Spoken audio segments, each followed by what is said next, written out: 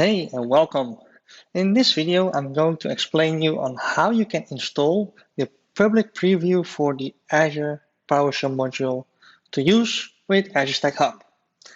So since we're already going to the bleeding edge of new technology, I actually combining this with something else which is in public preview, which is the PowerShell support in Jupyter Notebooks.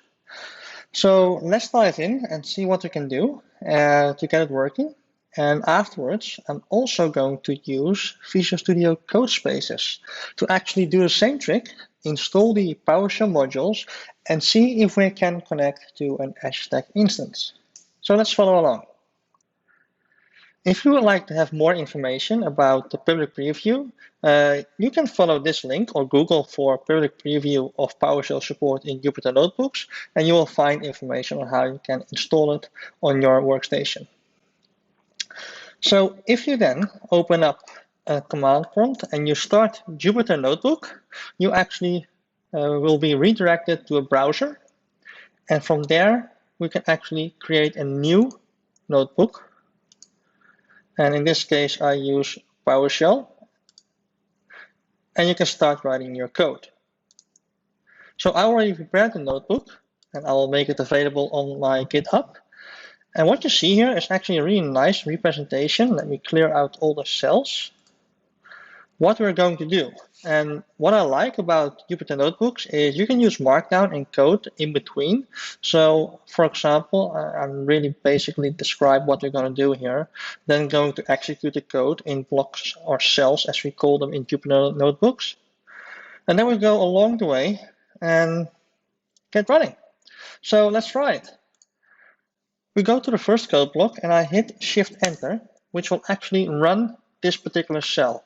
And you see I already have the AZ module installed, but actually this is the latest Azure module. So if you read along with the documentation, it needs to uninstall actually all the old versions of or current versions of the modules. So I will run this. It will take a while and may get some errors. I'll leave that for now. Because actually it is working, I don't know why. Probably it's running some background job which it can't query it. So let's see if we go back all the way up and wait.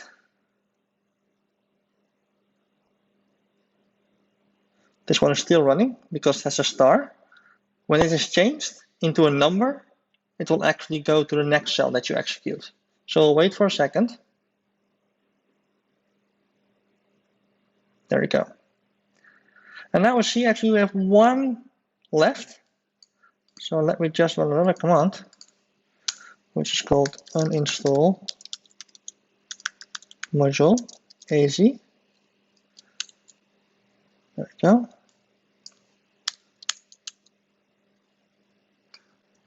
And now it's uninstalled. We do not have any results anymore, and all the tasks are running, or actually has run. So now what we need to do is actually install the Az Bootstrapper and then install the Azure Stack module. So we run this code block. And the funny thing is like you saw quickly the progress bars, which you also see in a normal PowerShell window. In this case, I also get a prompt. I react with an A, which means yes to all.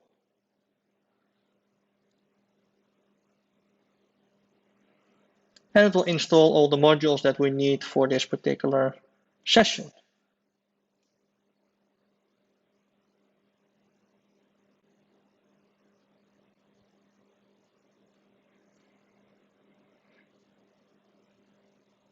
It asks again for if we want to continue with the installation. I hit yes to all. And you see the star means that we're still installing, the process is running. Once that's changed into a number, it means that actually the cell has run.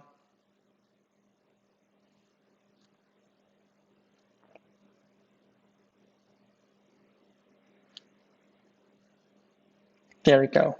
So now if I go back up and query this one again, I click on the cell somewhere, hit Shift Enter. And now you see that actually we're using the AZ preview 0.10. Actually all the releases are preview now. And we see actually all the modules that are preloaded for our Azure Stack environment. Now what we need to do is actually add the environment, because what you could do, just for showing, what I can do is move this cell one block up, hit the get AZ environment, and I will see that actually I don't have the Azure Stack environment yet added. So with these commands, this is actually the same as you used to use with Azure RM commandlets, but the only change here is actually that there's now all consistent with the current Azure module, which is AZ. So we added the Azure Stack admin environment here. Continue with the rest of the code block, which sets some variables. And we're done. And now I can actually add the environment. I need to select the proper account. I was already logged in, so actually it's completed authentication, and it means that I'm connected. So how can we verify that we are connected? Let's run some commandlets that are only available for Azure Stack. So get AZ alert, gives me all the alerts back. So my system is heavily utilized, so I have a lot of warnings about utilization capacity, which, you know, it's correct. And you can actually do the same for the AZ resource group, because you have resource groups in Azure Stack admin as well. You actually see the same results if you would like to run it against an Azure environment. So that was the Azure Stack commandlets for Azure Stack Hub using the preview commandlets. What I usually do is, before I save the Jupyter runbook, is go to all output, clear it, and then save the notebook. This gives me a clean notebook, which actually provides you clear instructions and the proper code cells that you need to execute. And I can give this to someone else, and you can actually go step by step, repeat the code blocks that I have done. Now let's take a look at Visual Studio Code spaces. So this is also in preview, and if you go to online.visualstudio.com, you need to create an environment, and once that's done, you can provision an environment with an instance which is backed by some CPUs and memory and an idle timeout.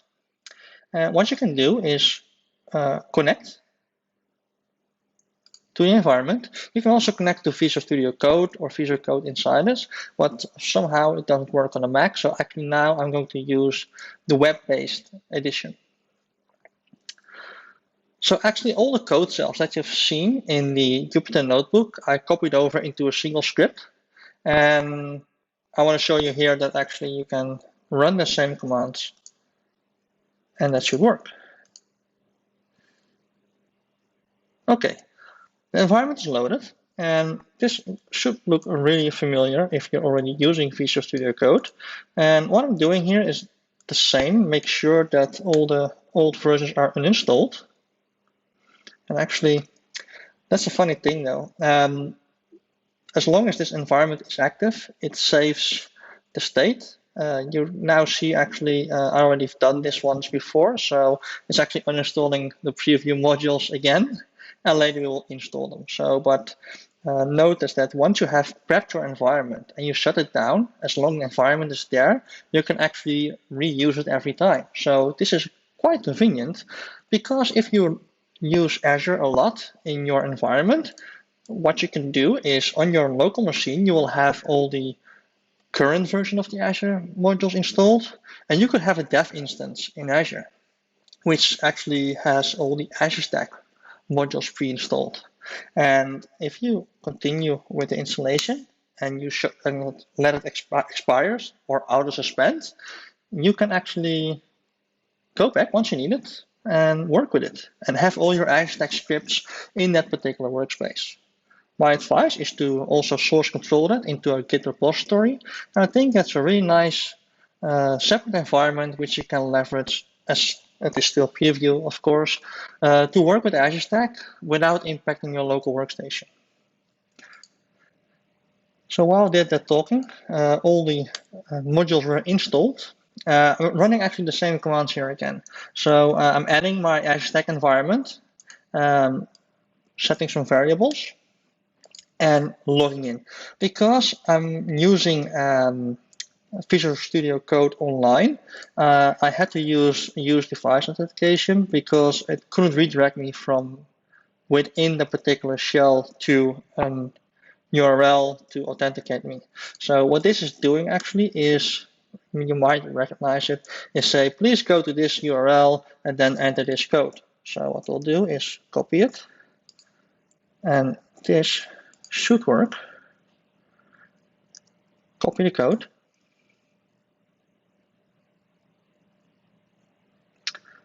Log in, and I'm logged in. I can close this window. If we wait a second, we actually are now logged in into our stamp. And again, you see the autosave context is not supported in this environment, which I think is a good thing. So you have to authenticate every time again once you use this environment. So now let's try again, get AZ update in this example. We can also use the get AZ alert. But I had some issues before with that particular commandlet because I had some troubles installing it the first time. Let's see if that worked. Yeah. Probably that's something because some of the module installations got corrupt or didn't install or load properly. But here again, you see the get AZ updates give me all the updates against my Azure Stack stamp. To prove that, if I run a get AZ resource group, this will actually give me the same results as you've seen earlier when I used the Jupyter notebook. So this was a little bit about PowerShell for Azure Stack in preview, of course. Remember, it is preview. You saw things might not work as you might expect, but I think it's really cool, and I think it was needed as well that Azure Stack came up to speed with the AZ module. So this is a good step forward, and if you like this video, please subscribe or hit the like button, and I would like to see you next time. Thank you very much.